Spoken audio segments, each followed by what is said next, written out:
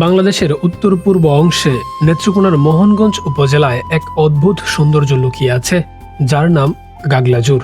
এই মরুদ্যানের মতো বিস্তৃত হাওরের আঁচলে, যেখানে জল আর আকাশ মিলেমিশে সীমাহীন অনুভূতি সৃষ্টি করে, ঠিক সেখানে প্রকৃতির কাছে মাথা নোয়ানো এক ভরাটকৃত দ্বীপ রূপে দাঁড়িয়ে আছে গাগলাজুর বেড়িবাঁধ।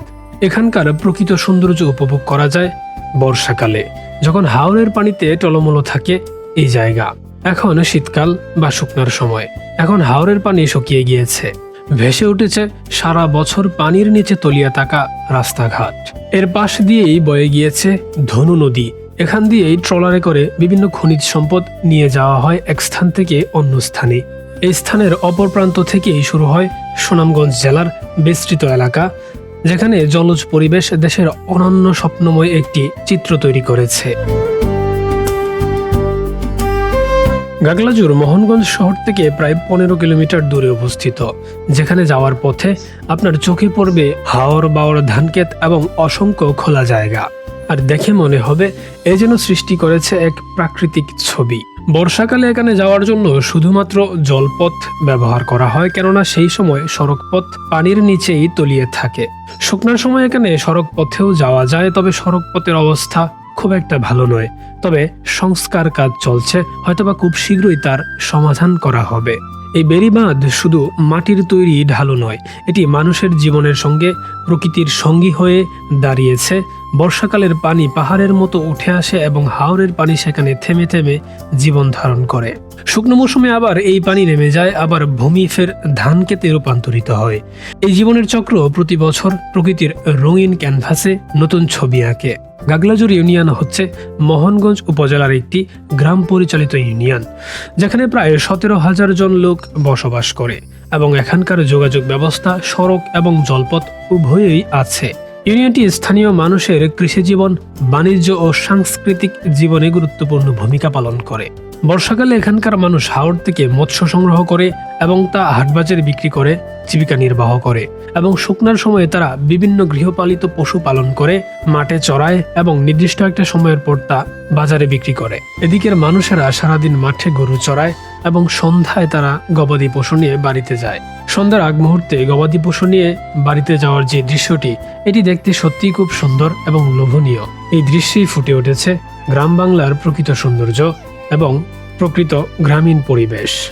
আমরা এক জায়গায় ঘুরতে আসছিলাম, তো এখানের জায়গাটা দেখে আমরা মোটামুটি সন্তুষ্ট। তবে এই জায়গাটা আরও সুন্দর হইতে পারতো, বিশেষ করে বর্ষাকালে এই জায়গাটা অনেক সুন্দর লাগে। তবে এখন এই মুহূর্তে আসাটা আসলে এক প্রকার বোকামি, কারণ এখন কোনো সৌন্দর্য নাই। কারণ এই জায়গাটাতে সংস্কার কাজ চলতেছে, রাস্তাঘাট এবং অন্যান্য যে কাজগুলো আছে এগুলোর কাজ চলতেছে। আর এই জায়গাটা এক প্রকার বেড লাগা আমার জন্য, কারণ এখানে এসে আমার গাড়ি নষ্ট হয়ে গেছে। আজকের দিনটা ছিল খুবই সুন্দর, কিন্তু আমাদের জন্য ছিল কিছুটা ব্যাড লাকের। সকালবেলায় বাহির হই এখানে আসার উদ্দেশ্যে, কিন্তু তার মাঝখানে হয়ে যায় কয়েকটা বিপত্তি। সকালবেলায় আমি যে বাইকটা নিয়ে বাহির হই, সেটা দিয়ে শহর পর্যন্ত আসার পর কোনো একটা যান্ত্রিক ত্রুটির কারণে বাইকটা আর স্টার্ট নিচ্ছিল না। তারপর অন্য একটি বাইক নিয়ে আমরা এই জায়গা পর্যন্ত আসি, তবে সেই বাইকটিতেও দেখা দেয় একটি ইলেকট্রিক সমস্যা। তবে ভাগ্য ভালো, আমরা গন্তব্যে পৌঁছে গিয়েছিলাম। তারপর একটু জায়গা ঠেলে নিয়ে আমরা উপরে উঠি, তবে আল্লাহর রহমতে বাইকটা কিছুক্ষণ পর আপনা আপনি ঠিক হয়ে যায়। এখানে আপনারা আসলে হাওরের মাঝখান দিয়ে মাঠ ঘাট পেরিয়ে আসবেন, যেগুলো দেখতে সত্যিই অনেক সুন্দর লাগে। এখানকার পরিবেশ প্রকৃত অর্থেই আপনাকে একটি গ্রামীণ অনুভূতি দিবে। বর্ষার সময়ে এই বেড়িবাঁধের আশেপাশের পরিবেশ প্রায়ই দেখা যায় হাওরের বিশাল জলমণ্ডল। ভেসে ওঠে হাওরের অনন্য নৈসর্গিক দৃশ্য এবং শান্ত পরিবেশ, যা প্রকৃতি প্রেমীদের কাছে এক অপরূপ অনুভূতি তৈরি করে। বর্ষাকালে এই জায়গাতে ট্রলার কিংবা নৌকা ব্যবস্থা ছাড়া আসার অন্য কোনো পন্থা নেই। এখানকার মানুষের ঘরে ঘরে এক একটা করে ছোট নৌকা রয়েছে নিত্যদিনের যাতায়াত করার জন্য।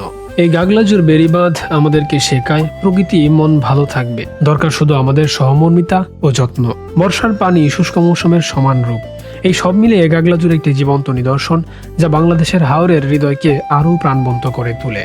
তবে এই মুহূর্তে সংস্কার কাজ চলছে, যার কারণে এখানকার সৌন্দর্য অনেকটাই ধূসর হয়ে গিয়েছে। তবে আপনারা যদি এই জায়গার প্রকৃত সৌন্দর্য উপভোগ করতে চান, তাহলে অবশ্যই বর্ষাকালে আসা উচিত, যখন হাওরের পানিতে এই জায়গা থাকবে টলমল অবস্থা। শেষ করছি রাখালদের নিরে ফেরার দৃশ্য দিয়ে। সবাই ভালো থাকবেন, সুস্থ থাকবেন। Take care. আল্লাহ হাফেজ।